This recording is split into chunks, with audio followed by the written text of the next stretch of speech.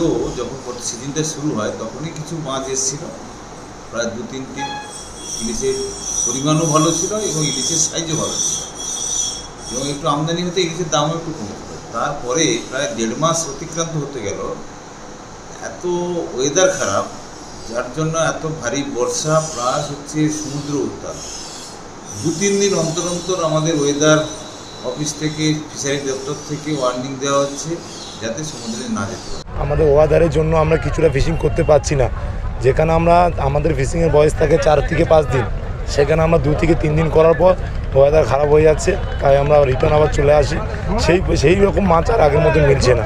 বেরোলেই হচ্ছে নিম্নচাপের পরিবেশে জাল বাইতে পারিনি, তার জন্য মাছও ধরা যাচ্ছে না। কেমন সমুদ্র উত্তাল? সমুদ্র উত্তাল প্রচুর, তাতেই জাল বাইছি, মাছ পাচ্ছি না।